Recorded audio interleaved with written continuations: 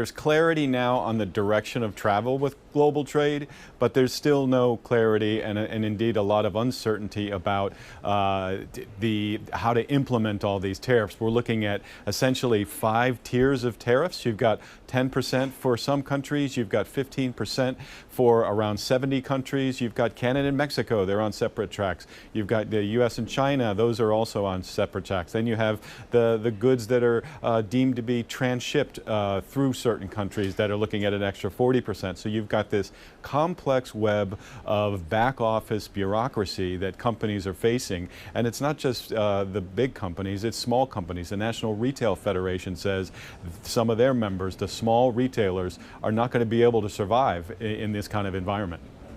Brendan, one interesting element of these trade policies is that countries can come to Trump to the negotiating table basically any time and try to find a better deal. How much does this delay when we get clarity on what the final tariff framework might look like, given this could be months, years ahead of negotiations?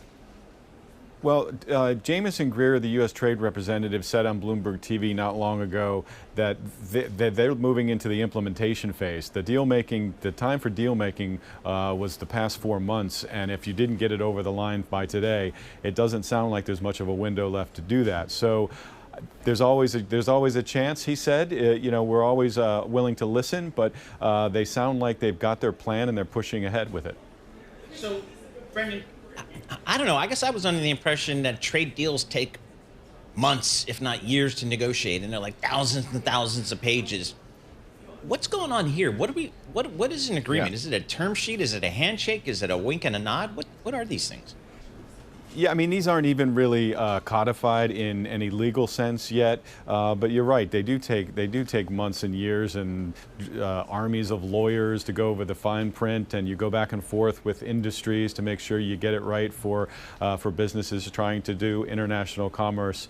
But these are what one Trump official called it's a settlement. It's almost a legal term to say we're settling this score with you. We're settling this disparity that we have with you. So these are, call them what you want, call them frameworks, call them deals, call them agreements, call them Sharpies scribbling on the back of a napkin. But this is what the Trump administration is pushing ahead. This is the America First trade policy in real, hitting the real economy now. Is there a sense that countries like Switzerland and New Zealand have been targeted extra hard here, that something went awry in the conversations that they had with Trump?